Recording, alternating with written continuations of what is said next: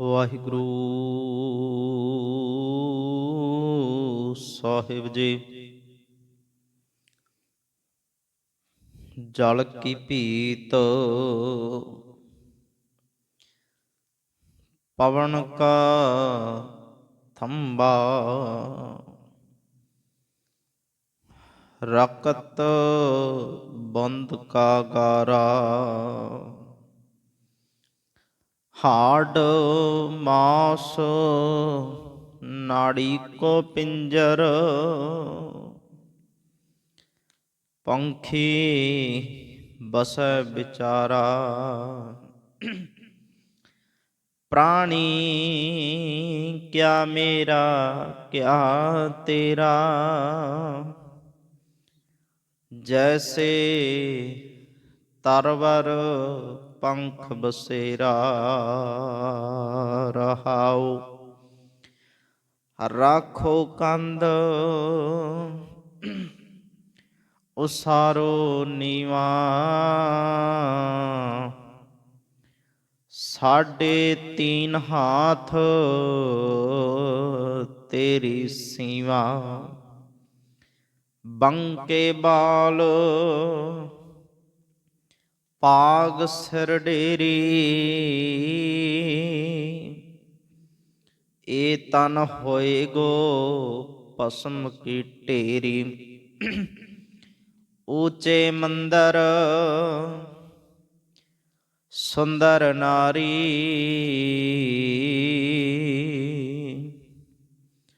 राम नाम बिन बाजी हारी। मेरी जात कमीनी पांत कमीनी, ओछा जन्म हमारा। तुम शरणागत राजा रामचंद, कह रविदास चमारा। मेरी जात कमीनी पांत कमीनी, ओषा जन्म हमारा। तुम शरणागत राजा रामचंद, कह रविदास चमारा। ਸਾਹਿਬ ਸਤਿਗੁਰੂ ਗੁਰੂ ਗ੍ਰੰਥ ਸਾਹਿਬ ਸੱਚੇ ਪਾਤਸ਼ਾਹ ਤਿਨਾਂ ਦੀ ਪਾਵਨ ਪਵਿੱਤਰ ਹਜ਼ੂਰੀ ਦੇ ਅੰਦਰ ਜੁੜ ਮਿਲ ਬੈਠੇ ਸਤਿਕਾਰਯੋਗ ਸਤਸੰਗੀ ਜਨੋ, ਸਾਹਿਬਾਂ ਦੀ ਪਾਵਨ ਗੁਰਬਾਣੀ ਦੇ ਨਾਲ ਜੁੜਨ ਦਾ ਸੁਭਾਗ ਅਵਸਰ ਪ੍ਰਾਪਤ ਹੋਇਆ ਹੈ। ਸਾਰੇ ਆਪਾਂ ਹਰ ਰੋਜ਼ ਗੁਰੂ ਦੀ ਪਾਵਨ ਹਜ਼ੂਰੀ ਅੰਦਰ ਬੈਠ ਕੇ ਪਾਵਨ ਗੁਰਬਾਣੀ ਦੇ ਨਾਲ ਸਾਂਝ ਪਾਉਣ ਦਾ ਯਤਨ ਕਰਦੇ ਹਾਂ। ਬਾਬਾ ਰਵਿਦਾਸ ਸਾਹਿਬ ਜੀ ਦੇ ਪਾਵਨ ਵਚਨ ਜੋ ਧੰਨ ਗੁਰੂ ਗ੍ਰੰਥ ਸਾਹਿਬ ਪਾਤਸ਼ਾਹ ਜੀ ਦੇ ਵਿੱਚ 40 ਉਹਨਾਂ ਦੇ ਸ਼ਬਦ ਦਰਜ ਹੈ, ਉਹਨਾਂ ਦੀ ਆਪਾਂ ਪਾਵਨ ਵਿਚਾਰ ਆਰੰਭੀ ਹੈ, ਸਾਂਝੀ ਕਰਦੇ ਹਾਂ। ਸੋਰਠ ਰਾਗ ਦੇ ਅੰਦਰ ਬਾਬਾ ਰਵਿਦਾਸ ਸਾਹਿਬ ਜੀ ਦੇ ਕੁੱਲ 7 ਸ਼ਬਦ ਦਰਜ ਹੈ। ਅੱਜ ਦਾ ਜਿਹੜਾ ਪਾਵਨ ਸ਼ਬਦ ਹੈ 6 ਨੰਬਰ ਸ਼ਬਦ ਹੈ, 6ਵਾਂ ਸ਼ਬਦ ਹੈ ਸੋਰਠ ਰਾਗ ਦਾ ਬਾਬਾ ਰਵਿਦਾਸ ਜੀ ਦਾ, ਜਿਸ ਦਾ ਆਪ ਜੀ ਨੇ ਪਾਠ ਸ਼ਰਵਣ ਕੀਤਾ ਹੈ। ਆਓ ਵਿਚਾਰਾ ਆਰੰਭਣ ਤੋਂ ਪਹਿਲਾਂ ਸਾਰੇ ਆਪਾਂ ਰਲ ਮਿਲ ਗੁਰਦਰਬਾਰ ਦੀ ਮਰਿਆਦਾ ਨਿਭਾ ਲਈਏ। ਜਿੰਨੀਆਂ ਵੀ ਸੰਗਤਾਂ ਭਾਈ ਜੁੜ ਮਿਲ ਬੈਠੀਆਂ ਨੇ ਲਵਾਓ ਹਾਜ਼ਰੀ। ਕੋਈ ਵੀ ਰਸਨਾ ਫਤਿਹ ਤੋਂ ਵਾਂਝੀ ਨਾ ਰਹਿ ਜਾਵੇ। ਆਖੋ ਜੀ ਵਾਹਿਗੁਰੂ ਜੀ ਕਾ ਖਾਲਸਾ ਵਾਹਿਗੁਰੂ ਜੀ ਕੀ ਫਤਿਹ। ਸਮਾਜ ਦੇ ਅੰਦਰ ਜਦੋਂ ਦਾ ਮਨੁੱਖ ਪੈਦਾ ਹੋਇਆ ਹੈ ਨਾ, ਇਹ ਵਿਚਾਰ ਹਮੇਸ਼ਾ ਤੋਂ ਬਣੀ ਆਈ ਹੈ ਵੀ ਭੇਦ ਭਾਵ ਵਾਲੀ, ਊਚ ਨੀਚਤਾ ਵਾਲੀ, ਕੋਈ ਰੰਗ ਜ਼ਾਤ ਨਸਲ ਕਰਕੇ ਆਪਣੇ ਆਪ ਨੂੰ ਵੱਖਰਾ ਸਮਝ ਰਿਹਾ, ਕੋਈ ਬਰਾਦਰੀ ਕਰਕੇ, ਧਨ ਦੌਲਤ ਪੈਸੇ ਕਰਕੇ, ਸਹੂਲਤਾਂ ਕਰਕੇ, ਤੇ ਬਸ ਇਹਨਾਂ ਚੀਜ਼ਾਂ ਦੀ ਲੈਵਲ ਵੇਖ ਕੇ ਬੰਦਾ ਇੱਕ ਦੂਸਰੇ ਨੂੰ ਉੱਚਾ ਨੀਵਾਂ ਦਿਖਾ ਰਿਹਾ ਹੈ। ਕਿਸੇ ਨੂੰ ਕੋਈ ਨੀਵਾਂ ਕੋਈ ਉੱਚਾ, ਇਹੋ ਜਿਹਾ ਕੁਛ ਲੋਕਾਂ ਦੀ ਜਿਹੜੀ ਸੋਚਣੀ ਦੇ ਵਿੱਚ ਬੈਠੀ ਹੋਈ ਗੱਲ ਹੈ। ਤੇ ਆਪਾਂ ਕੱਲ ਵੀ ਪਾਵਨ ਸ਼ਬਦ ਦੇ ਰਾਹੀਂ ਵਿਚਾਰ ਰਹੇ ਸਾਂ ਵੀ ਧੰਨ ਗੁਰੂ ਗ੍ਰੰਥ ਸਾਹਿਬ ਪਾਤਸ਼ਾਹ ਜੀ ਦੀ ਬਾਣੀ ਬੰਦੇ ਦੇ ਕਰਮ ਵੇਖਦੀ ਹੈ। ਮਨੁੱਖ ਦਾ ਕਰਮ ਕੀ ਹੈ, ਉਹਦੇ ਉੱਤੇ ਨਿਰਭਰ ਕਰਦਾ ਹੈ ਉਹਦਾ ਜੀਵਨ, ਕਿਉਂਕਿ ਜਿਹੋ ਜਿਹੇ ਕਰਮ ਹੈ ਉਹੋ ਜਿਹਾ ਜੀਵਨ ਬਣਦਾ ਹੈ। ਤੇ ਕਰਮਾਂ ਕਰਕੇ ਬੰਦਾ ਜ਼ਾਤਾਂ ਪਾਤਾਂ ਦੇ ਵਿੱਚ ਹੁੰਦਾ ਹੈ, ਕਿਉਂਕਿ ਕਰਮ ਨੀਵਾਂ ਹੈ ਤਾਂ ਨੀਵੀਂ ਜ਼ਾਤ ਹੈ, ਜਿਹਦਾ ਕਰਮ ਉੱਚਾ ਹੈ ਨਾ ਉੱਤਮ ਜ਼ਾਤ ਵਾਲਾ। ਬਾਹਰੀ ਬੈਂਕ ਬੈਲੈਂਸ, ਪੈਸਾ, ਧਨ ਦੌਲਤ ਵੇਖ ਕੇ ਸਤਿਗੁਰੂ ਨੇ ਜ਼ਾਤ ਪਾਤ ਨਹੀਂ ਵਰਤੀ। ਪਾਵਨ ਸ਼ਬਦ ਬਾਬਾ ਰਵਿਦਾਸ ਸਾਹਿਬ ਜੀ ਦਾ ਆਪਾਂ ਵਿਚਾਰ ਰਹੇ ਹਾਂ। ਰਹਾਉ ਵਾਲਾ ਬੰਦਾ ਕਿਰਪਾ ਕੀਤੀ ਹੈ ਉਹਨਾਂ ਨੇ, ਕਹਿੰਦੇ ਪ੍ਰਾਣੀ ਕਿਆ ਮੇਰਾ ਕਿਆ ਤੇਰਾ, ਕਿਆ ਮੇਰਾ ਕਿਆ ਤੇਰਾ, ਮਤਲਬ ਕਿ ਮੇਰ ਤੇਰ। ਮੇਰ ਤੇਰ ਦਾ ਮਤਲਬ ਇੱਥੇ ਭੇਦ ਭਾਵ, ਵਰਨ ਵੰਡਾ। ਪ੍ਰਾਣੀ ਕਿਆ ਮੇਰਾ ਕਿਆ ਤੇਰਾ, ਤੇਰਾ ਮੇਰਾ ਇੱਥੇ ਕੀ ਹੈ, ਤੇਰ ਮੇਰ ਕਿੰਨੀ ਕੁ ਹੈ। ਜੋ ਸੁਹਾਪਨ ਜੋ ਰੁਤਬਾ ਤੇਰਾ, ਇਹ ਹਮੇਸ਼ਾ ਥੋੜੀ ਰਹਿਣ ਵਾਲਾ ਹੈ। ਤੇ ਇਹ ਵੀ ਜ਼ਰੂਰੀ ਨਹੀਂ ਹੈ ਵੀ ਕੋਈ ਨੀਵਾਂ ਏ, ਨੀਵੇਂ ਘਰਾਣੇ ਵਿੱਚ ਉੱਠਿਆ ਏ ਜਾਂ ਨੀਵਾਂ ਏ, ਪੜ੍ਹਾਈ ਲਿਖਾਈ ਨਹੀਂ ਹੈ, ਪੈਸਾ ਕੋਲੇ ਨਹੀਂ ਹੈ, ਤਨ ਉੱਤੇ ਪਹਿਨਣ ਲਈ ਚੰਗਾ ਨਹੀਂ ਹੈ, ਵੀ ਉਹ ਹਮੇਸ਼ਾ ਨੀਵੇਂ ਹੀ ਰਹੂਗਾ। ਇਹ ਮੇਰ ਤੇਰ ਹੈ ਨਾ ਜਿਹੜੀ, ਇਹ ਬਹੁਤਾ ਸਿਰ ਖੜਨ ਵਾਲੀ ਨਹੀਂ ਹੁੰਦੀ। ਪ੍ਰਾਣੀ ਕਿਆ ਮੇਰਾ ਕਿਆ ਤੇਰਾ, ਜੈਸੇ ਤਰਵਰ ਪੰਖ ਬਸੇਰਾ। ਉਦਾਹਰਨ ਬੜੀ ਪਿਆਰੀ ਦਿੱਤੀ ਬਾਬਾ ਰਵਿਦਾਸ ਸਾਹਿਬ ਜੀ ਨੇ, ਕਹਿੰਦੇ ਜੈਸੇ ਤਰਵਰ, ਤਰਵਰ ਦਾ ਮਤਲਬ ਹੁੰਦਾ ਰੁੱਖ, ਦਰਖਤ। ਜੈਸੇ ਤਰਵਰ ਪੰਖ ਬਸੇਰਾ, ਰੁੱਖ ਹੈ, ਦਰਖਤ ਹੈ, ਪੰਛੀ ਆਲਣਾ ਪਾਉਂਦੇ ਆ ਉੱਤੇ। ਹੁਣ ਪੰਛੀਆਂ ਦਾ ਆਲਣਾ ਹੈ ਜਿਹੜਾ, ਉਹ ਹਮੇਸ਼ਾ ਲਈ ਨਹੀਂ ਹੁੰਦਾ। ਦਰਖਤਾਂ ਦੇ ਉੱਤੇ ਸਦੀਵ ਨਹੀਂ ਹੈ, ਜਿਵੇਂ ਬੰਦੇ ਨੇ ਇੱਕ ਥਾਂ ਤੇ ਘਰ ਬਣਾ ਲਿਆ ਵੀ ਪੱਕਾ ਹੀ ਹੋ ਗਿਆ, ਸਦੀਆਂ ਮੰਨ ਲਓ ਪੀੜ੍ਹੀਆਂ ਦਰ ਪੀੜ੍ਹੀਆਂ ਚੱਲਣਾ ਹੈ ਇੱਕ ਥਾਂ ਦੇ ਉੱਤੇ ਮਕਾਨ। ਪੰਛੀਆਂ ਦਾ ਐਵੇਂ ਨਹੀਂ ਹੁੰਦਾ।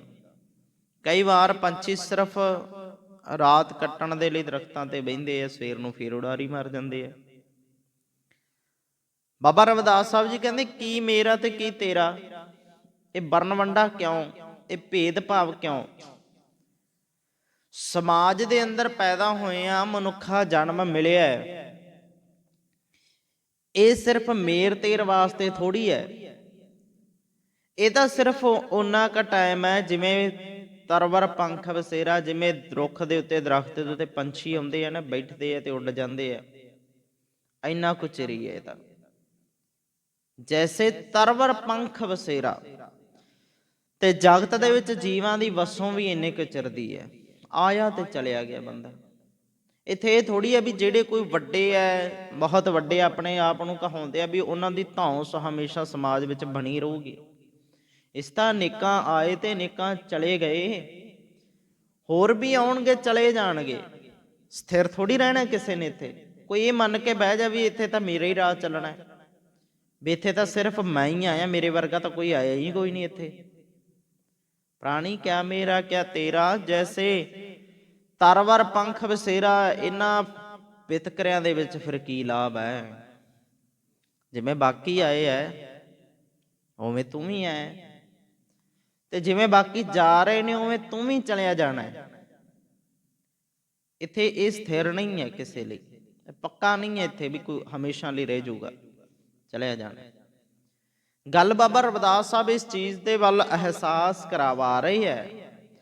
ਜ਼ਰੂਰੀ ਇਹ ਨਹੀਂ ਹੈ, ਨਤੀਜਾ ਇਹ ਨਹੀਂ ਹੈ ਵੀ ਬੰਦਾ ਆਇਆ ਤੇ ਚਲਿਆ ਜਾਣਾ, ਇਹ ਤਾਂ ਸੱਚ ਹੈਗਾ ਹੀ ਹੈਗਾ। ਬਾਬਾ ਰਵਿਦਾਸ ਸਾਹਿਬ ਧਿਆਨ ਇਸ ਗੱਲ ਵੱਲ ਦਿਵਾ ਰਹੇ ਆ ਵੀ ਜੋ ਵਿਤਕਰੇ ਹੈ, ਭੇਦ ਭਾਵ ਹੈ, ਊਚ ਨੀਚ ਹੈ, ਕੋੜ ਹੈ, ਜਿਹੜੇ ਨਸਲ ਜਾਤੀਆਂ ਵਾਲੇ, ਇਹ ਕਿਹੜੇ ਕੰਮ ਆਉਣਗੇ? ਫਿਰ ਇਹਨਾਂ ਦਾ ਤਾਂ ਕੋਈ ਕੰਮ ਹੀ ਨਹੀਂ ਇੱਥੇ। ਸਮਾਜ ਦੀ ਸਿਰਜਣਾ ਮਾਲਕ ਨੇ ਕੀਤੀ ਹੈ, ਸਾਰਿਆਂ ਨੂੰ ਇੱਕੋ ਜਿਹੇ ਬਣਾ ਕੇ ਤੋਰਿਆ ਹੈ। ਆਹ ਚੀਜ਼ਾਂ ਵਿੱਚ ਕਿੱਥੋਂ ਆ ਗਈਆਂ? ਪ੍ਰਾਣੀ ਕਿਆ ਮੇਰਾ ਕਿਆ ਤੇਰਾ, ਜੈਸੇ ਤਰਵਰ ਪੰਖ ਵਸੇਰਾ ਰਹਾਓ। ਇਹ ਰਹਾਓ ਵਾਲਾ ਬੰਸ ਹੈ। ਅੱਗੇ ਬਾਬਾ ਜੀ ਨੇ ਬੜੀਆਂ ਪਿਆਰੀਆਂ ਗੱਲਾਂ ਕੀਤੀਆਂ ਨੇ। ਸਤਿਗੁਰੂ ਜੀ ਪਹਿਲੇ ਬੰਦ ਦੇ ਵਿੱਚ ਕਿਰਪਾ ਕਰਦੇ ਆ, ਕਹਿੰਦੇ ਜਲ ਕੀ ਭੀਤ, ਪਵਨ ਕਾ ਥੰਬਾ, ਰਕਤ ਬੁੰਦ ਕਾ ਗਾਰਾ। ਕਹਿੰਦੇ ਸਰੀਰ ਦੀ ਬਣਾਵਟ ਵੇਖ, ਜਲ ਕੀ ਭੀਤ, ਭੀਤ ਦਾ ਮਤਲਬ ਹੁੰਦਾ ਹੈ ਕੰਧ, ਜਲ ਕੀ ਭੀਤ, ਜਲ ਦੀਆਂ ਕੰਧਾਂ, ਪਵਨ ਕਾ ਥੰਬਾ, ਥੰਬਾ ਪਿੱਲਰ, ਥੰਮੀ ਆਪਾਂ ਜਿਵੇਂ ਮੰਨ ਲਓ ਵੀ ਛੱਤ ਖੜਾਉਣ ਵਾਸਤੇ ਲਾ ਦਿੰਨੇ ਆ, ਜਿਵੇਂ ਪਵਨ ਕਾ ਥੰਬਾ। ਹੁਣ ਆਹ ਸਰੀਰ ਦੀ ਬਣਾਵਟ ਹੈ ਜਿਹੜੀ, ਇਹ ਜਲ ਕੀ ਭੀਤ ਹੈ। ਮੰਨ ਲਓ ਵੀ ਇਦਾਂ ਕਹਿ ਲਓ ਵੀ ਇਹਦੇ ਵਿੱਚ ਪਾਣੀ ਵੀ ਹੈ, ਲਹੂ ਵੀ ਹੈ, ਸਾਰਾ ਕੁਛ ਰਲਮਾ ਹੈ, ਤੁਰਦਾ ਫਿਰਦਾ ਹੈ, ਚੱਲਦਾ ਹੈ। ਇਹਦੀ ਬਣਾਵਟ ਵੇਖੋ, ਜਲ ਕੀ ਭੀਤ ਹੈ, ਪਾਣੀ ਦੀਆਂ ਕੰਧਾਂ ਨੇ। ਪਵਨ ਕਾ ਥੰਬਾ, ਸਾਹ ਚੱਲਦੇ ਆ ਜਿਹੜੇ, ਹਵਾ ਚੱਲ ਰਹੀ ਹੈ ਜਿਹੜੀ, ਇਹ ਥੰਮੀਆਂ ਦਾ ਕੰਮ ਕਰਦੀ ਹੈ। ਜਿੰਨਾ ਚਿਰ ਇਹ ਥੰਮੀ ਹੈਗੀ ਹੈ, ਖੜਾ ਹੈ, ਜਿੱਦਣ ਇਹ ਥੰਮੀ ਡਿੱਗ ਪਈ ਤੇ ਥੱਲੇ ਡਿੱਗ ਪਿਆ। ਆਹ ਹਵਾ ਜਿਹੜੀ ਚੱਲ ਰਹੀ ਹੈ, ਸਾਹ ਆਉਂਦਾ ਜਾਂਦਾ ਹੈ, ਇਹ ਥੰਮੀਆਂ ਦਾ ਕੰਮ ਕਰ ਰਹੇ ਨੇ। ਜਲ ਕੀ ਪੀਤ ਪਵਨ ਕਾ ਥੰਬਾ, ਜਿੱਦਣ ਇਹ ਰੁਕ ਗਈ ਬਸ ਚੱਲਦੀ ਹੈ, ਚੱਲੀ ਜਾਣੀ ਹੈ। ਜਿੱਦਣ ਮਾੜਾ ਜੇ ਰੁਕ ਗਿਆ, ਮਤ ਕਾ ਜਾਪੈ ਸਾਵ ਹੈ ਕਹਿਣਾ ਵੈਰਾ, ਇੱਕ ਛਿਣ ਦਾ ਨਹੀਂ ਨਾ ਪਤਾ ਇਹਦਾ। ਤਾਂ ਇਹ ਥੰਮੀ ਇਹੋ ਜਿਹੀ ਹੈ, ਇਹਦੇ ਸਹਾਰੀ ਸਰੀਰ ਖੜਾ ਹੈ ਬਸ। ਹਵਾ ਦੀਆਂ ਥੰਮੀਆਂ ਨੇ, ਤੇ ਹਵਾ ਦੀ ਥੰਮੀ ਦਾ ਕੀ ਪਤਾ ਆਵੇ ਤੇ ਨਾ ਆਵੇ। ਜਲ ਕੀ ਭੀਤ ਪਵਨ ਕਾ ਥੰਮਾ, ਰਕਤ ਬੁੰਦ ਕਾ ਗਾਰਾ। ਹਵਾ ਹੈ, ਪਾਣੀ ਹੈ, ਬਾਕੀ ਕੀ ਹੈ? ਰਕਤ, ਖੂਨ, ਬੂੰਦ ਕਾ ਗਾਰਾ। ਮਤਲਬ ਵੀ ਬਾਬਾ ਰਵਿਦਾਸ ਸਾਹਿਬ ਸਮਝਾ ਰਹੇ ਵੀ ਕਿੰਨੀ ਕੁ ਤੇਰੀ ਪਾਇਆ ਹੈ। ਇੱਕ ਬੂੰਦ ਦਾ ਹੀ ਢਾਂਚਾ ਹੈ ਨਾ ਸਾਰਾ, ਉੱਥੋਂ ਹੀ ਪੈਦਾ ਹੋਇਆ ਨਾ। ਰਕਤ ਬੁੰਦ ਕਾ ਗਾਰਾ ਹੀ ਹੈ ਨਾ। ਤੇ ਮਤਲਬ ਵੀ ਇੰਨਾ ਕੁਛ ਮੇਰ ਤੇਰ ਬਣ ਕਿੱਥੋਂ ਗਈ? ਫਿਰ ਸਿਸਟਮ ਹੈ ਜਿਹੜਾ ਮਾਲਕ ਜੀ ਦਾ ਨਿਜ਼ਮ ਹੈ, ਬਣਾਇਆ ਹੋਇਆ ਹੈ, ਉਹਦੇ ਮੁਤਾਬਕ ਇਹੋ ਹੀ ਹੈ ਨਾ ਵੀ ਜਿਹੜਾ ਸਰੀਰ ਦਾ ਢਾਂਚਾ ਤਿਆਰ ਹੁੰਦਾ ਹੈ, ਮੰਨ ਲਓ ਸਰੀਰ ਬਣਦਾ ਹੈ, ਬੂੰਦ ਤੋਂ ਬੰਦੇ ਦਾ ਸਾਰਾ ਢਾਂਚਾ ਤਿਆਰ ਹੁੰਦਾ ਹੈ। ਐਡਾ ਵੱਡਾ ਸਰੀਰ ਬਣ ਗਿਆ, ਪਰ ਬੰਦੇ ਤੇਰੀ ਹੋਂਦ ਤਾਂ ਮਤਲਬ ਕਿ ਇੰਨੀ ਕਿਸੇ ਨਾਲ ਮੈਲ ਹੈ ਨਾ ਤੇਰੀ ਹੋਂਦ ਤਾਂ, ਫਿਰ ਮੇਰ ਤੇਰ ਕਾਹਦੀ? ਜਾਂ ਤਾਂ ਇਹ ਹੋਵੇ ਵੀ ਤੂੰ ਵਿਲੱਖਣ ਚੀਜ਼, ਕਿਸੇ ਹੋਰ ਵੈਰਾਈਟੀ ਚੀਜ਼ ਤੋਂ ਤਿਆਰ ਹੋਇਆ,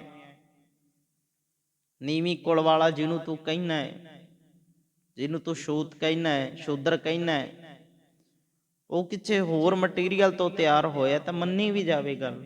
ਇਸੇ ਨੂੰ ਬਾਬਾ ਕਬੀਰ ਸਾਹਿਬ ਜੀ ਨੇ ਕਿਹਾ ਸੀ ਨਾ, ਜੋ ਤੂੰ ਬ੍ਰਾਹਮਣ ਬ੍ਰਾਹਮਣੀ ਜਾਇਆ ਤਾਂ ਆਉਣ ਬਾਟ ਕਾਹੇ ਨਹੀਂ ਆਇਆ। ਤੁਮ ਕਤ ਬ੍ਰਾਹਮਣ ਹਮ ਕਤ ਸ਼ੂਦ, ਹਮ ਕਤ ਲਹੂ ਤੁਮ ਕਤ ਦੂਧ। ਜੇ ਇੰਨਾ ਹੀ ਭੁਲੇਖਾ ਸੀ, ਇੰਨਾ ਹੀ ਉਸ ਜਾਤ ਨੀਵਾਂਪਣ ਸੀ, ਤਾਂ ਫਿਰ ਜਿਹੜੀਆਂ ਹੱਡੀਆਂ ਨੇ, ਨਾੜਾਂ ਨੇ, ਇਹਨਾਂ ਵਿੱਚ ਤੇਰੇ ਦੁੱਧ ਵਗਣਾ ਚਾਹੀਦਾ ਸੀ, ਸਾਡੇ ਲਹੂ ਵਗਣਾ ਚਾਹੀਦਾ ਸੀ। ਹੁਣ ਇਹ ਸੋਚ ਵੇਖੋ, ਬਾਬਾ ਰਵਿਦਾਸ ਸਾਹਿਬ ਦੇ ਵਿਚਾਰ ਦੇਖੋ, ਧਿਆਨ ਕਿੱਧਰ ਦਿਵਾਉਣਾ ਚਾਹੁੰਦੇ ਨੇ ਉਸ ਗੱਲ ਵੱਲ, ਜਿਹੜੀ ਚੀਜ਼ ਨੂੰ ਬਾਬਾ ਰਵਿਦਾਸ ਸਾਹਿਬ ਸਫਾਇਆ ਕਰਨਾ ਚਾਹੁੰਦੇ ਨੇ, ਜਿਸ ਚੀਜ਼ ਨੂੰ ਕੱਢਣਾ ਚਾਹੁੰਦੇ ਆ। ਪ੍ਰਾਣੀ ਕਿਆ ਮੇਰਾ ਕਿਆ ਤੇਰਾ, ਫਿਰ ਇੱਥੇ ਤੇਰ ਮੇਰ ਕਾਹਦੀ ਹੈ? ਜਿਸ ਤਰੀਕੇ ਦੇ ਨਾਲ ਦੂਜਾ ਬੰਦਾ ਤਿਆਰ ਉਵੇਂ ਤੂੰ ਤਿਆਰ ਹੋਣਾ, ਜਿਵੇਂ ਦੂਜੇ ਚਲੇ ਗਏ ਉਵੇਂ ਤੂੰ ਚਲਿਆ ਜਾਣਾ ਹੈ। ਕਿਰਿਆ ਕਰਮ ਉਵੇਂ ਹੀ ਹੋਣਾ ਤੇਰਾ, ਛੱਡਣਾ ਵੀ ਤੂੰ, ਸਰੀਰ ਨੇ ਉਵੇਂ ਹੀ ਹੈ ਤੇਰੇ ਨੇ, ਲੱਕੜਾਂ ਨੇ ਉਹੀ ਕੰਮ ਕਰਨਾ। ਇਹ ਨਹੀਂ ਵੀ ਲੱਕੜਾਂ ਤੈਨੂੰ ਨਾ ਸਾੜਨਗੀਆਂ, ਨਹੀਂ, ਉਹੀ ਕੁਛ ਹੋਣਾ। ਜਲ ਕੀ ਪੀਤ ਪਵਨ ਕਾ ਥੰਬਾ, ਰਕਤ ਬੁੰਦ ਕਾ ਗਾਰਾ, ਹਾਡ ਮਾਸ ਨਾੜੀ ਕੋ ਪਿੰਜਰ।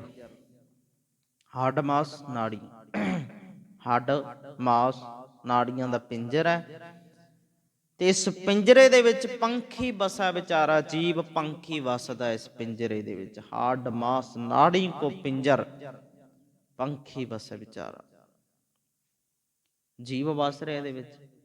ਤੇ ਇਹ ਢਾਂਚਾ ਸਾਰਿਆਂ ਦੇ ਇੱਕੋ ਜਿਹੀ ਹੈ, ਸਭ ਦਾ, ਕਿਸੇ ਦਾ ਭੇਦ ਭਾਵ ਕੋਈ ਨਹੀਂ ਹੈ, ਵੱਖਰਾ ਕਿਸੇ ਚ ਕੁਝ ਨਹੀਂ ਰੱਬ ਨੇ ਲਾ ਕੇ ਤੋਰਿਆ, ਇੱਕੋ ਜਿਹੇ ਪੈਦਾ ਕੀਤੇ। ਫਿਰ ਆਹ ਮੇਰ ਤੇਰ ਕਿੱਥੋਂ ਪੈਦਾ ਹੋ ਗਈ? ਜ਼ਾਤ ਪਾਤ ਵਰਨ ਵੰਡਾਂ ਕਿੱਥੋਂ ਆ ਗਈਆਂ? ਫਿਰ ਇਹ ਬਣਾ ਕਿਹਨੇ ਦਿੱਤੀਆਂ? ਉੱਚਾ ਨੀਵਾਂ ਕਹਿਣ ਦਾ ਅਧਿਕਾਰ ਕਿਹਨੇ ਦੇਤਾ ਤੈਨੂੰ? ਹਾੜ ਮਾਸ ਨਾੜੀ ਕੋ ਪਿੰਜਰ, ਪੰਖੀ ਵਸੈ ਵਿਚਾਰਾ। ਤੇ ਅੱਗੇ ਬਾਬਾ ਰਵਿਦਾਸ ਸਾਹਿਬ ਕਿਰਪਾ ਕਰ ਰਹੇ ਹੈ ਦੂਸਰੇ ਬੰਦ ਦੇ ਵਿੱਚ, ਕਹਿੰਦੇ ਰਾਖੋ ਕੰਧ ਉਸਾਰੋ ਨੀਵਾਂ, ਰਾਖੋ ਕੰਧ ਉਸਾਰੋ ਨੀਵਾਂ। ਹਾਲਾਂਕਿ ਨਿਉ ਪਹਿਲਾਂ ਰੱਖੀ ਜਾਂਦੀ ਹੈ, ਉਸਾਰੀ ਬਾਅਦ ਜਾਂਦੀ ਹੈ ਕੰਧ, ਪਰ ਕਾਵ ਰਚਨਾ ਹੁੰਦੀਆਂ ਨੇ, ਉਹਦੇ ਚ ਸ਼ਬਦਾਂ ਨੂੰ ਇੱਧਰ ਉੱਧਰ ਕਰਨ ਦੀ ਖੁੱਲ੍ਹ ਹੁੰਦੀ ਹੈ। ਕਹਿੰਦੇ ਰਾਖੋ ਕੰਧ ਉਸਾਰੋ ਨੀਵਾਂ, ਮਤਲਬ ਇਹ ਹੈ ਨਿਉ ਰੱਖ ਕੇ ਕੰਧਾਂ ਉਸਾਰ ਰਹੇ ਆ, ਡੂੰਘੀਆਂ ਰੱਖ ਕੇ ਨਿਉਆਂ ਕੰਧਾਂ ਉਸਾਰੀਆਂ, ਬੰਦਾ ਕਰ ਹੀ ਰਿਹਾ ਨਾ ਸਾਰਾ ਕੁਛ। ਵੀ ਨਿਉ ਥੋੜੀ ਜਿਹੀ ਮਜ਼ਬੂਤ ਰੱਖਿਓ, ਡੂੰਘੀ ਰੱਖਿਓ, ਕਿਉਂ? ਡਰ ਹੈ ਨਾ ਵੀ ਡਿੱਗ ਨਾ ਪਵੇ, ਲੰਬਾ ਸਮਾਂ ਚੱਲੇ ਵੀ। ਪਰ ਨਾਲ ਬਾਬਾ ਜੀ ਨੇ ਇਹ ਵੀ ਕਹਿਤਾ, ਕਹਿੰਦੇ ਰਾਖੋ ਕੰਧ ਉਸਾਰੋ ਨੀਵਾਂ, 3.5 ਹਾਥ ਤੇਰੀ ਸੀਮਾ। ਪਰ ਤੈਨੂੰ ਸੌਣ ਦੇ ਲਈ ਕਿੰਨਾ ਕੁ ਥਾਂ ਚਾਹੀਦਾ? ਤੇਰੀ ਸੀਮਾ ਕਿੰਨੀ ਕੁ, ਤੇਰੀ ਕਿੰਨੀ ਕੁ ਹੱਦਬੰਦੀ ਹੈ? ਮਰਨ ਲੱਗਿਆ ਵੀ ਓਨਾ ਕੁ ਥਾਂ ਚਾਹੀਦਾ ਜਿੰਨਾ ਕੁ ਸੌਣ ਲੱਗਿਆ ਚਾਹੀਦਾ ਹੁੰਦਾ ਹੈ। ਸੌਣ ਵੇਲੇ ਇੰਨੀ ਕੁ ਥਾਂ ਹੀ ਮਿਲਦੀ ਹੈ ਨਾ, 3 ਕੁ ਹੱਥ ਦੀ, 3.5 ਹੱਥ, ਮਤਲਬ ਹੱਥ, ਇੰਨੀ ਕੁ ਥਾਂ ਪੈਣ ਨੂੰ ਚਾਹੀਦੀ ਹੈ ਤੈਨੂੰ। ਇੰਨਾ ਕੁਛ ਕਾਦੇ ਵਾਸਤੇ? ਦੇਖੋ ਬਾਬਾ ਰਵਿਦਾਸ ਸਾਹਿਬ ਇਹ ਨਹੀਂ ਕਹਿ ਰਹੇ ਵੀ ਮਿਹਨਤ ਨਾ ਕਰੋ, ਘਰ-ਬਾਰ ਨਾ ਬਣਾਓ, ਪਰ ਗੱਲ ਇਹ ਹੈ ਕਿਸੇ ਦਾ ਖਰਾਬ ਕਰਕੇ, ਕਿਸੇ ਦਾ ਉਜਾੜ ਕੇ, ਕਿਸੇ ਦਾ ਖੂਨ ਪਸੀਨਾ ਹੱਕ ਰੱਖ ਕੇ ਉਹਦੀਆਂ ਮਹਿਲ ਮਾੜੀਆਂ ਉਸਾਰਨੀਆਂ ਬਹੁਤੀਆਂ ਚੰਗੀਆਂ ਨਹੀਂ ਹੈਗੀਆਂ। ਕਿਸੇ ਦੇ ਖੂਨ ਪਸੀਨੇ ਦੀਆਂ ਜਿੰਨੀਆਂ ਮਰਜ਼ੀ ਨੀਵੀਆਂ ਰੱਖ ਲੈ, ਜਿੰਨੀਆਂ ਮਰਜ਼ੀ ਡੂੰਘੀਆਂ ਰੱਖ ਲੈ, ਸੁੱਖ ਨਹੀਂ ਨਾ ਦੇਣਾ ਉਹਨਾਂ ਚੀਜ਼ਾਂ ਨੇ। ਜਿੰਨੀਆਂ ਮਰਜ਼ੀ ਡੂੰਘਾ ਪਲਸਤਰ ਭਾਵੇਂ ਮਹਿੰਗੇ ਤੋਂ ਮਹਿੰਗਾ ਕਰਾ ਦੇ, ਗੱਲ ਉਹ ਚੀਜ਼ ਦਾ ਬਾਬਾ ਜੀ ਧਿਆਨ ਦਿਵਾ ਰਹੇ ਆ ਵੀ ਗੱਲ ਮੇਰ ਤੇਰ ਤੇ ਖੜੀ ਹੈ, ਭੇਦ ਭਾਵ ਤੇ। ਘਰ ਉੱਚਾ ਨੀਵਾਂ ਬਣਾ ਲਿਆ ਇਹ ਬਹੁਤੀ ਗੱਲ ਨਹੀਂ ਹੈ, ਪਰ ਬਣਾ ਕੇ ਤੂੰ ਕਹਦੇ ਵੀ ਮੇਰੇ ਵਰਗਾ ਘਰ ਹੀ ਕਿਸੇ ਦਾ ਨਹੀਂ, ਵੀ ਬਣਾਈ ਇੰਨਾ ਸੋਹਣਾ ਲਿਆ, ਮੈਂ ਪੈਸਾ ਹੀ ਇੰਨਾ ਲਾਤਾ, ਬਣਾ ਕੇ ਦਿਖਾਵੇ ਕੋਈ, ਰੰਗ ਹੀ ਇਹੋ ਜਿਹਾ ਕਰਾਤਾ, ਮੈਲ ਕਰਾ ਕੇ ਦਿਖਾਵੇ ਕੋਈ। ਗੱਲ ਇੱਥੇ ਹੈ, ਭੇਦ ਭਾਵ ਤੇ, ਹੰਕਾਰ ਭਾਵਨਾ ਹੈ ਜਿਹੜੀ। ਰਾਖੋ ਕੰਧ ਉਸਾਰੋ ਨੀਵਾਂ, 3.5 ਹਾਥ ਤੇਰੀ ਸੀਮਾ। ਜਿੰਨੇ ਕੁ ਚ ਗਰੀਬ ਸੌਂਦਾ ਹੈ, ਅਮੀਰ ਨੇ ਵੀ ਉਨੇ ਕੁ ਚ ਹੀ ਸੌਣਾ ਹੈ ਨਾ, ਉਨੇ ਕੁ ਚ। ਫਰਕ ਕਾਹਦਾ ਫਿਰ? ਤੇ ਅੱਗੇ ਕਹਿੰਦੇ ਬੰਕੇ ਬਾਲ ਪਾਗ ਸਿਰ ਡੇਰੀ, ਬੰਕੇ ਬਾਲ, ਸੋਹਣੇ ਬੰਕੇ ਬਾਲ, ਪਾਗ ਸਿਰ ਡੇਰੀ, ਸਿਰ ਉੱਤੇ ਪੱਗ। ਮਤਲਬ ਤੁਹਾਨੂੰ ਪਤਾ ਵੀ ਪਹਿਲਾਂ ਸਮਿਆਂ ਦੇ ਵਿੱਚ ਹਰੇਕ ਬੰਦੇ ਦੇ ਸਿਰ ਤੇ ਪੱਗ ਹੁੰਦੀ ਸੀ, ਹਰੇਕ ਬੰਦਾ। ਪਰ ਇਸ ਭਾਰਤੀ ਕਲਚਰ ਦੇ ਵਿੱਚ ਅੱਜ ਵੀ ਬਹੁਤ ਥਾਵੇਂ ਇਹ ਗੱਲ ਹੈਗੀ ਹੈ ਵੀ ਸਿਰਫ ਉੱਚੇ ਘਰਾਣਿਆਂ ਵਾਲੇ ਪੱਗਾਂ ਬਣ ਸਕਦੇ ਨੇ, ਨੀਵੇਂ ਨਹੀਂ। ਇਸ ਸਮਾਜ, ਇਸ ਭਾਰਤ ਦੇ ਵਿੱਚ ਇਹੋ ਜਿਹੇ ਹੈਗੇ ਆ ਹਜੇ ਵੀ। ਮੰਨ ਲਓ ਵੀ ਪਿੰਡ ਸ਼ਹਿਰ, ਪੰਜਾਬ ਦਾ ਨਹੀਂ, ਹੋਰਾਂ ਥਾਵਾਂ ਤੇ ਜਾਓ ਤੁਸੀਂ ਤੇ ਨਹੀਂ ਬਣ ਸਕਦੇ। ਉਹਨਾਂ ਦੇ ਵਿੱਚ ਜੇ ਕੋਈ ਮੁੰਡਾ ਬਰਾਤ ਚੜ੍ਹਦਾ ਹੈ ਨਾ, ਸਿਰ ਤੇ ਪੱਗ ਹੀ ਨਹੀਂ ਬਣ ਸਕਦਾ, ਘੋੜੀ ਵੀ ਨਹੀਂ ਚੜ੍ਹ ਸਕਦਾ, ਕਿਉਂ? ਕਿਉਂਕਿ ਸਿਰਫ ਵੱਡਿਆਂ ਦੀਆਂ ਨਿਸ਼ਾਨੀਆਂ ਨੇ, ਸਿਰ ਤੇ ਪੱਗ ਤੇ ਥੱਲੇ ਕੂੜੀ। ਅੱਜ ਵੀ ਬਹੁਤ ਥਾਵੇਂ ਵਿਤਕਰਾ ਹੈ, ਨਹੀਂ ਬਣ ਸਕਦੇ। ਕਦੇ ਵੀ ਵੱਡਿਆਂ ਦੇ ਸਾਹਮਣੇ ਉਹ ਪੱਗ ਸਿਰ ਦੇ ਉੱਤੇ ਰੱਖ ਕੇ ਨਹੀਂ ਲਿਜਾ ਸਕਦੇ। ਹੱਥ 'ਚ ਫੜਨੀ ਪੈਣੀ, ਉਹਨਾਂ ਨੂੰ ਲਾ ਕੇ ਜਾਣੀ ਪੈਣੀ ਹੈ। ਬਾਬਾ ਰਵਿਦਾਸ ਸਾਹਿਬ ਉਸ ਗੱਲ ਕਰ ਰਹੇ ਨੇ, ਉਹ ਦਿਖਾ ਰਹੇ ਨੇ। ਮੰਨ ਲਓ ਵੀ ਇਹ ਦਿਖਾਉਣਾ ਵੀ ਮੇਰੀ ਪੱਗ ਹੀ ਉੱਚੀ ਹੈ, ਪੱਗ ਬੰਨਣੀ ਮਾੜੀ ਨਹੀਂ ਹੈ, ਵੀ ਮੇਰੀ ਪੱਗ ਹੀ ਵੱਡੀ ਪ੍ਰਤੀਕ ਹੈ। ਗੱਲ ਉਹ ਹੈ, ਹੰਕਾਰ ਭਾਵਨਾ ਦੀ ਗੱਲ ਹੋ ਰਹੀ ਹੈ। ਬੰਕੇ ਬਾਲ ਪਾਗ ਸਿਰ ਡੇਰੀ, ਟੇਢੀ ਪੱਗ ਭਾਵ ਸੋਹਣੀ ਪੱਗ। ਇਹ ਤਨ ਹੋਏਗੋ ਭਸਮ ਕੀ ਢੇਰੀ। ਕੀ ਕਰ ਲੈਣਾ ਇਸ ਹੰਕਾਰ ਨੇ? ਬਹੁਤੇ ਸਿਰ ਉੱਚੇ ਨੇ, ਕੀ ਕਰਨਾ ਹੈ? ਭਸਮ ਦੀ ਢੇਰੀ ਹੋਣਾ ਹੈ ਨਾ, ਸਵਾਈ ਬਣਨਾ ਹੈ ਨਾ। ਗੱਲ ਤਾਂ ਹੰਕਾਰ ਦੀ ਹੋ ਰਹੀ ਹੈ। ਆ ਸਿਰ ਹੈ, ਇਹਨੇ ਹੰਕਾਰ, ਮੰਨ ਲਓ ਵੀ ਇਹਨੇ ਬਣਨਾ ਸਵਾਈ ਹੈ, ਪਰ ਇਹਦੇ ਵਿੱਚ ਭਰਿਆ ਹੋਇਆ ਹੰਕਾਰ ਹੈ, ਜਿਹੜਾ ਨਿਮਰਤਾ ਲਿਆਉਣ ਹੀ ਨਹੀਂ ਦਿੰਦਾ ਤੇਰੇ ਵਿੱਚ। ਜਿਹੜਾ ਸਿਰਫ ਇਹ ਗੱਲ ਕਹਿੰਦਾ ਵੀ ਮੇਰੇ ਵਰਗਾ ਹੈ ਹੀ ਕੋਈ ਨਹੀਂ ਹੈ, ਮੇਰਾ ਇੱਜ਼ਤ ਮਾਣ ਹੀ ਬਹੁਤਾ ਹੋਣਾ ਚਾਹੀਦਾ, ਕਿਸੇ ਅੱਗੇ ਮੈਂ ਨਿਮਰਤਾ ਦੇ ਵਿੱਚ ਕਿਉਂ ਪੇਸ਼ ਆਵਾਂ, ਕਿਸੇ ਨੂੰ ਮੈਂ ਕਿਉਂ ਨੀਵਾਂ ਹੋ ਕੇ ਬੁਲਾਵਾਂ। ਗੱਲ ਇਸ ਭਾਵ ਦੀ ਹੋ ਰਹੀ ਹੈ। ਬਾਬਾ ਜੀ ਕਹਿੰਦੇ ਵੀ ਬਣਨਾ ਤਾਂ ਭਸਮ ਦੀ ਢੇਰੀ ਹੈ ਨਾ, ਸਵਾਈ ਹੋਣਾ। ਬੰਕੇ ਬਾਲ ਪਾਗ ਸਿਰ ਡੇਰੀ, ਇਹ ਤਨ ਹੋਏਗੋ ਭਸਮ ਕੀ ਢੇਰੀ। ਉੱਚੇ ਮੰਦਰ ਸੁੰਦਰ ਨਾਰੀ, ਉੱਚੇ ਮੰਦਰ ਮਹਿਲ ਮਾੜੀਆਂ, ਸੁੰਦਰ ਨਾਰੀ, ਰਾਮ ਨਾਮ ਬਿਨ ਬਾਜ਼ੀ ਹਾਰੀ। ਇਹਨਾਂ ਚੀਜ਼ਾਂ ਦੇ ਵਿੱਚ ਰਾਮ ਨਾਮ, ਮਾਲਕ ਜੀ ਦੇ ਨਾਮ ਦੀ ਬਾਜ਼ੀ ਹਾਰ ਗਏ ਹੈ। ਮਾਲਕ ਜੀ ਦੇ ਨਾਮ ਨੂੰ ਵਿਸਾਰ ਕੇ ਮਨੁੱਖਾ ਜਨਮ ਦੀ ਬਾਜ਼ੀ ਹਾਰ ਚੁੱਕਾ ਹੈ। ਉੱਚੇ ਮੰਦਰ ਸੁੰਦਰ ਨਾਰੀ, ਇਹਨਾਂ ਚੀਜ਼ਾਂ ਦੇ ਵਿੱਚ ਸਿਰਫ ਮੇਰੀ ਪੱਗ ਉੱਚੀ, ਮੇਰੇ ਮਹਿਲ ਮਾੜੀਆਂ, ਮੇਰੀ ਜ਼ਾਤ ਪਾਤ ਉੱਚੀ, ਘਰ ਘਰਾਣਾ ਉੱਚਾ, ਬਸ ਇਹਨਾਂ ਚੀਜ਼ਾਂ ਕਰਕੇ ਨਾ ਮਨੁੱਖਾ ਜਨਮ ਦੀ ਬਾਜ਼ੀ ਹਾਰ ਗਿਆ, ਇਹਨਾਂ ਚੀਜ਼ਾਂ ਕਰਕੇ। ਕਿਉਂਕਿ ਇਹ ਚੀਜ਼ਾਂ ਸਮਾਂ ਥੋੜਾ ਚਿਰ ਰਹਿਣ ਵਾਲੀਆਂ ਨੇ ਨਾ। ਮਨੁੱਖਾ ਜਨਮ ਦੀ ਬਾਜ਼ੀ ਜੇ ਜਿੱਤਣੀ ਹੈ, ਕਰਮ ਸੁਧਾਰਨੇ ਪੈਣਗੇ, ਸੋਚ ਬਦਲਣੀ ਪੈਣੀ ਹੈ। ਤੇ ਅਖੀਰ ਵਿੱਚ ਬਾਬਾ ਰਵਿਦਾਸ ਸਾਹਿਬ ਕਿਰਪਾ ਕਰ ਰਹੇ ਹੈ, ਕਹਿੰਦੇ ਮੇਰੀ ਜ਼ਾਤ ਕਮੀਨੀ ਪਾਂਤ ਕਮੀਨੀ, ਓਸ਼ਾ ਜਨਮ ਹਮਾਰਾ। ਕਮੀਨੀ ਦਾ ਮਤਲਬ ਹੁੰਦਾ ਨੀਵੀਂ, ਨੀਵਾਂ। ਮੇਰੀ ਜ਼ਾਤ ਕਮੀਨੀ ਪਾਂਤ ਕਮੀਨੀ, ਜ਼ਾਤ ਕੁਲ, ਪਾਂਤ ਮਤਲਬ ਗੋਤ। ਕਹਿੰਦੇ ਮੇਰੀ ਜ਼ਾਤ ਕਮੀਨੀ ਪਾਂਤ ਕਮੀਨੀ, ਓਸ਼ਾ ਜਨਮਾ ਮਾਰਾ। ਓਸ਼ਾ ਮਤਲਬ ਨੀਵਾਂ। ਹੁਣ ਬਾਬਾ ਰਵਿਦਾਸ ਸਾਹਿਬ ਜਿਹੜੀ ਗੱਲ ਕਹਿ ਰਹੇ ਆ ਨਾ ਵੀ ਮੇਰਾ ਜਨਮ, ਮੇਰੀ ਕੁਲ ਨੀਵੀਂ ਹੈ, ਇਹ ਉਸ ਭਾਵ 'ਚ ਨਹੀਂ ਕਹਿ ਰਹੇ ਵੀ ਮੈਂ ਖਰੇ ਜ਼ਮਾਰਾਂ ਦੇ ਘਰੇ ਜਨਮ ਲਿਆ ਤੇ ਮੈਂ ਨੀਵਾਂ ਹੋ ਗਿਆ। ਨਹੀਂ, ਆਪਣੇ ਕਿੱਤੇ ਨੂੰ, ਆਪਣੀ ਬਰਾਦਰੀ ਨੂੰ ਨੀਵਾਂ ਨਹੀਂ ਕਹਿ ਰਹੇ ਹੋ। ਜ਼ਾਤ ਕਮੀਨੀ ਪਾਂਤ ਕਮੀਨੀ ਹੋਣ ਦਾ ਮਤਲਬ ਹੈ ਵੀ ਜੋ ਮੇਰਾ ਜਿਉਣ ਦਾ ਤਰੀਕਾ ਹੈ ਇਹ ਬੜਾ ਨੀਵਾਂ ਹੈ। ਤਰੀਕੇ ਮੁਤਾਬਕ ਬੰਦੇ ਦੀ ਜ਼ਾਤ ਪਾਤ ਹੁੰਦੀ ਹੈ, ਜਿਹੋ ਜਿਹਾ ਉਹਦਾ ਆਚਰਣ ਹੈ, ਚਾਲ ਚੱਲਣ ਹੈ। ਚਾਲ ਚੱਲਣ ਤੋਂ ਪਤਾ ਲੱਗਦਾ ਵੀ ਬੰਦਾ ਕੰਮ ਦਾ ਹੈ ਜਾਂ ਨਹੀਂ ਹੈ, ਤੇ ਕੰਮ ਕਰਕੇ ਬੰਦੇ ਦਾ ਇਹ ਪਤਾ ਲੱਗ ਰਿਹਾ ਵੀ ਇਹਦੀ ਜ਼ਾਤ ਉੱਚੀ ਹੈ ਜਾਂ ਨੀਵੀਂ ਹੈ। ਨਹੀਂ ਤਾਂ ਸਮਾਜ ਦੇ ਅੰਦਰ ਤੁਸੀਂ ਵੇਖੋ, ਇਹ ਵੱਡੀ ਬੜੀ ਬੜੱਪਣਾ ਹੈ ਵੀ ਬੰਦੇ ਨੂੰ ਭਾਵੇਂ ਕੱਖ ਨਾ ਆਉਂਦਾ ਹੋਵੇ, ਕੁਛ ਵੀ ਨਾ ਆਉਂਦਾ ਹੋਵੇ, ਘਰੋਂ ਚੰਗਾ ਹੈ, ਸ਼ੌਹਰਤ ਹੈ, ਪੈਸਾ ਹੈ, ਉਹਦਾ ਫਿਰ ਵੀ ਸਤਿਕਾਰ ਮੰਨਿਆ ਜਾਵੇਗਾ। ਲੋਕ ਨਮਸਕਾਰ ਕਰਦੇ ਉਹਨੂੰ ਸਿਰ ਝੁਕਾ ਕੇ। ਕੱਖ ਨਾ ਆਉਂਦਾ ਹੋਵੇ, ਭਾਵੇਂ ਉਹਨੂੰ ਚੱਜ ਦੀ ਗੱਲ ਵੀ ਨਾ ਕਰਨੀ ਹੋਵੇ, ਪਰ ਇਕੱਠ ਦੇ ਵਿੱਚ ਰਾਏ ਉਹਦੀ ਵੀ ਲਈ ਜਾਓ, ਭਾਵੇਂ ਉਹਨੂੰ ਕੱਖ ਨਾ ਪਤਾ ਹੋਵੇ। ਕਿਉਂ? ਕਿਉਂਕਿ ਉਹਦੇ ਪੈਸੇ, ਉਹਦੇ ਰੁਤਬੇ ਨੂੰ ਲੋਕ ਸਤਿਕਾਰ ਕਰਦੇ ਆ। ਤਾਂ ਹੀ ਤਾਂ ਉਹ ਆਮ ਕਹਾਵਤ ਹੁੰਦੀ ਹੈ ਨਾ ਵੀ ਸਾਡੇ ਆਮ ਲੋਕਾਂ ਦੇ ਵਿੱਚ ਵੀ, ਜਿਹਦੀ ਕੋਠੀ ਦਾਣੇ ਉਹਦੇ ਕਮਲੇ ਵੀ ਸਿਆਣੇ।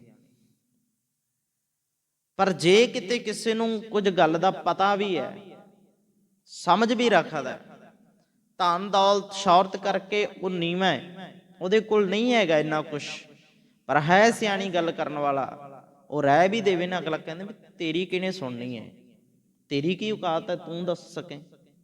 ਸਿਆਣੇ ਬੰਦੇ ਐ, ਤੇ ਸਿਆਣੇ ਨੂੰ ਭਾਵੇਂ ਆਉਂਦਾ ਕੱਖ ਵੀ ਨਾ ਹੋਵੇ, ਪਤਾ ਕੱਖ ਵੀ ਨਾ ਹੋਵੇ, ਗੱਲ ਕਰਨ ਦਾ ਚੱਜ ਵੀ ਨਾ ਹੋਵੇ, ਸਿਆਣਪ ਹੁੰਦੀ ਹੈ ਜਿਹੜੀ, ਉਹ ਪੈਸਾ ਜਾਂ ਘੱਟ ਪੈਸਾ ਨਹੀਂ ਵੇਖਦੀ ਹੁੰਦੀ। ਸਿਆਣਪ ਬੜਾਪਣ ਉਮਰ ਨਹੀਂ ਵੇਖਦਾ ਹੁੰਦਾ। ਸਿਆਣਪ ਦਾ ਸੰਬੰਧ ਲੰਬੇਰੀ ਉਮਰ ਦੇ ਨਾਲ ਨਹੀਂ ਹੁੰਦਾ। ਸਿਆਣਪ ਦਾ ਸੰਬੰਧ ਬਹੁਤੇ ਪੈਸੇ ਤੇ ਘੱਟ ਪੈਸੇ ਨਾਲ ਨਹੀਂ ਹੁੰਦਾ, ਜ਼ਾਤ ਪਾਤ ਨਾਲ ਨਹੀਂ ਹੁੰਦਾ। ਸਿਆਣਪ ਦਾ ਸੰਬੰਧ ਬੁੱਧੀ ਨਾਲ ਹੈ, ਜੋ ਜਿੰਨੀ ਵਰਤਦਾ ਹੈ, ਸਿਆਣੀ ਗੱਲ ਕਰਦਾ ਉਹਦੇ ਨਾਲ ਹੈ। ਹੁਣ ਦੇਖੋ, ਅਕਲ ਭਾਵੇਂ ਨਾ ਵੀ ਹੋਵੇ, ਚੱਜ ਦੀ ਗੱਲ ਕਰਨੀ ਨਾ ਆਉਂਦੀ ਹੋਵੇ, ਪਰ ਪੈਸੇ ਕਰਕੇ, ਧਨ ਦੌਲਤ ਕਰਕੇ ਸਮਾਜ ਦੇ ਵਿੱਚ ਰੁਤਬਾ ਬਣਿਆ ਹੋਇਆ। ਬਾਬਾ ਜੀ ਕਹਿੰਦੇ ਮੇਰੇ ਲਈ ਇਹ ਵੱਡੀਆਂ ਜਾਤਾਂ ਵਾਲੇ ਨਹੀਂ ਹੈਗੇ। ਅਕਲ ਨਾ ਹੋਵੇ ਤਾਂ ਮੰਨ ਲਓ ਵੀ ਉਹਦੀ ਸ਼ਕਲ ਤੋਂ ਕੀ ਕਰਨਾ, ਫਿਰ ਪੈਸੇ ਦੌਲਤ ਤੋਂ ਕੀ ਕਰਨਾ, ਉਹ ਚੀਜ਼ ਮਾਇਨੇ ਨਹੀਂ ਰੱਖਦੀ।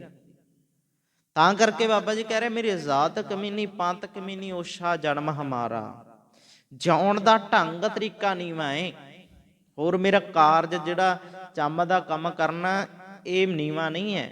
ਜੇ ਮੈਂ ਚਮਾਰਾਂ ਦੇ ਘਰੋਂ ਜਨਮ ਲਿਆ ਇੰਨੇ ਕਰਕੇ ਨੀਵਾਂ ਨਹੀਂ ਹੋ ਗਿਆ ਮੈਂ, ਤਾਂ ਬੰਦਿਆ ਤੂੰ ਬਣਾਈਆਂ ਨੇ, ਮਾਲਕ ਨੇ ਪੈਦਾ ਕੀਤਾ, ਮੈਂ ਤਾਂ ਇਸੇ ਵਿੱਚ ਭਲਾ ਮੰਨਦਾ ਵੀ ਉਹਨੇ ਜਨਮ ਤਾਂ ਦਿੱਤਾ ਨਾ, ਸ਼ੁਕਰ ਹੈ। ਜ਼ਾਤ ਕਮੀਨੀ, ਮਾਤ ਕਮੀਨੀ, ਓਛਾ ਜਨਮ ਹਮਾਰਾ, ਤੁਮ ਸ਼ਰਨਾਗਤ ਰਾਜਾ ਰਾਮਚੰਦ, ਕਹਿ ਰਵਿਦਾਸ ਚਮਾਰਾ। ਤੁਮ ਸ਼ਰਨਾਗਤ, ਸ਼ਰਨ ਵਿੱਚ ਆਇਆ ਹਾਂ ਮੈਂ ਤੇਰੀ ਸ਼ਰਨ ਚ। ਕਿਹਦੀ? ਰਾਜਾ ਰਾਮਚੰਦ। ਰਾਜਾ ਰਾਮਚੰਦ, ਰਾਮ ਮਤਲਬ ਉਹ ਰਮਿਆ ਹੋਇਆ ਮਾਲਕ, ਤੇ ਰਾਜਾ ਉਹ ਤਾਂ ਹੈ ਕਿਉਂਕਿ ਸਾਰੀ ਸ੍ਰਿਸ਼ਟੀ ਹੈ, ਜਿਹੜੀ ਸਾਰੀ ਸ੍ਰਿਸ਼ਟੀ ਹੈ ਨਾ, ਉਹਦਾ ਨਾਇਕ ਹੈ, ਉਹ ਆਗੂ ਹੈ। ਆਹ ਜਿਹੜੀ ਦੁਨੀਆ ਖਲਕਤ ਹੈ, ਪਰਜਾ ਹੈ ਉਹਦੀ, ਤੇ ਉਹ ਰਾਜਾ ਤਾਂ ਹੈ। ਤਾਂ ਹੀ ਤਾਂ ਬਾਬਾ ਕਬੀਰ ਸਾਹਿਬ ਉਹਨੂੰ ਕਹਿੰਦੇ ਨੇ ਕੋ ਹਾਰ ਸਮਾਨ ਨਹੀਂ ਰਾਜਾ, ਉਹ ਸਭ ਤੋਂ ਵੱਡਾ ਰਾਜਾ। ਆ ਰਾਜੇ ਆ ਨਾ ਜਿਹੜੇ, ਇਹ ਭੂਪਤ ਹੈ ਜਿਹੜੇ ਦਿਵਸ ਚਾਰ ਕੇ ਹੈ ਸਾਰੇ, ਇਹ ਜਿਹੜੇ ਦਿਖ ਰਹੇ ਰਾਜੇ ਇਹ ਦਿਨਾਂ ਚਾਰਾਂ ਦੇ ਹੈ, ਪਰ ਮਾਲਕ ਜਿਹੜਾ ਰਾਮ ਰਾਜਾ ਹੈ ਉਹ ਹਮੇਸ਼ਾ ਰਹਿਣ ਵਾਲਾ ਹੈ। ਤੁਮ ਸ਼ਰਨਾਗਤ ਰਾਜਾ ਰਾਮਚੰਦ, ਚੰਦ ਦਾ ਮਤਲਬ ਇਹ ਹੈ ਵੀ ਪ੍ਰਕਾਸ਼ਮਾਨ ਹੈ, ਤੇਰੀ ਹਸਤੀ ਪ੍ਰਕਾਸ਼ਮਾਨ ਹੈ। ਤੁਮ ਸ਼ਰਨਾਗਤ ਰਾਜਾ ਰਾਮਚੰਦ, ਕਹਿ ਰਵਿਦਾਸ ਚਮਾਰਾ। ਕਹਿੰਦੇ ਮੈਂ ਤੇਰੀ ਸ਼ਰਨ ਵਿੱਚ ਆਇਆ ਹਾਂ, ਕਿਰਪਾ ਕਰ। ਚਮਾਰ ਦਾ ਮਤਲਬ ਇਹ ਵੀ ਚਮੜੇ ਗੰਢਣ ਵਾਲਾ। ਪਰ ਲੋਕ ਮੈਂ ਵੇਖੇ ਐ ਵੱਡੇ ਵੱਡੇ ਦੌਲਤਾਂ ਧਨ ਸ਼ੌਹਰਤਾਂ ਵਾਲੇ ਮੈਂ ਡੁੱਬਦੇ ਵੇਖੇ ਐ, ਪਰ ਮੈਂ ਕੰਮ ਭਾਵੇਂ ਲੋਕਾਂ ਦੇ ਹਿਸਾਬ ਦੇ ਨਾਲ ਇਹੋ ਹੀ ਕਰ ਰਿਹਾ, ਬਹੁਤੀ ਆਮਦਨ ਨਹੀਂ ਹੈ, ਪਰ ਮੈਂ ਜੁੜਿਆ ਤੇਰੇ ਨਾਲ ਆ। ਹੇ ਮਾਲਕ, ਹੇ ਰਾਮ ਜੀ ਰਮੇ ਹੋਏ ਮਾਲਕ ਜੀ, ਮੈਂ ਜੁੜਿਆ ਤੇਰੇ ਨਾਲ, ਤੇ ਤੇਰੇ ਨਾਲ ਜੁੜ ਕੇ ਮੇਰਾ ਕਰਮ ਵੀ ਸਹੀ ਹੋ ਗਿਆ, ਸ਼ੁੱਧ ਹੋ ਗਿਆ। ਕਰਮ ਮਾੜਾ ਨਹੀਂ ਹੁੰਦਾ, ਲੋਕ ਕੰਮ ਮਾੜਾ ਨਹੀਂ ਹੁੰਦਾ, ਬੰਦੇ ਦੇ ਕਰਮ ਹੁੰਦੇ ਆ ਨਾ ਜਿਹੜੇ, ਸੋਚਣੀ ਹੈ ਜਿਹੜੀ, ਉਹ ਤੇ ਡਿਪੈਂਡ ਕਰਦਾ। ਤੇ ਇਸ ਲਈ ਕੋਸ਼ਿਸ਼ ਕਰੋ ਸਤਿਗੁਰ ਦੀ ਪਾਵਨ ਬਾਣੀ ਨੂੰ ਆਧਾਰ ਬਣਾ ਕੇ ਮਨੁੱਖਾ ਜਨਮ ਹੈ ਜਿਹੜਾ, ਇਹਨੂੰ ਬਦਲਣ ਦਾ ਯਤਨ ਕਰੀਏ। ਅਸੀਂ ਸੁਭਾਅ ਬਦਲੀ, ਸਾਡੀਆਂ ਸੋਚਾਂ ਬਦਲ ਜਾਣ, ਨੀਤੀਆਂ ਬਦਲ ਜਾਣ, ਸਮਾਜ ਦੇ ਅੰਦਰ ਜੋ ਕੁਛ ਧਾਰਨਾਵਾਂ ਸਾਡੀਆਂ ਬਣੀਆਂ ਹੋਈਆਂ ਨੇ ਬਦਲ ਜਾਣ। ਉਹ ਇਹੋ ਗੱਲ ਦਾ ਤਾਂ ਰੌਲਾ ਪਾਈਦਾ। ਸਤਿਗੁਰ ਦੀ ਪਾਵਨ ਬਾਣੀ ਸਾਡੀਆਂ ਮਨੌਤਾਂ, ਸਾਡੀਆਂ ਸੋਚਾਂ ਨਾਲੋਂ ਕਿਤੇ ਵੱਖਰੀ ਗੱਲ ਕਰਦੀ ਹੈ। ਹੁਣ ਬਾਬਾ ਰਵਿਦਾਸ ਸਾਹਿਬ ਜੀ ਦਾ ਪਾਵਨ ਸ਼ਬਦ ਹੈ, ਕਿੰਨਾ ਕੁਛ ਖੁੱਲ ਕੇ ਸਾਹਮਣੇ ਆਇਆ, ਕਿੰਨਾ ਕੁਛ ਵੀ ਲੋਕ ਧਨ ਦੌਲਤਾਂ ਸ਼ੌਹਰਤਾਂ ਕਰਕੇ ਕਿਸੇ ਦਾ ਝੂਠਾ ਸਤਿਕਾਰ ਕਰਦੇ ਆ, ਪਰ ਜੇ ਕੋਈ ਗਰੀਬ ਘਰਾਣੇ ਵਿੱਚੋਂ ਹੋ ਕੇ, ਨੀਵਾਂ ਹੋ ਕੇ ਸਹੀ ਗੱਲ ਕਰੇ, ਉਹਦੀ ਨਹੀਂ ਸੁਣਦਾ ਹੁੰਦਾ। ਅਗਲਾ ਕਹਿੰਦਾ ਵੀ ਤੇਰੀ ਔਕਾਤ ਕੀ ਹੈ।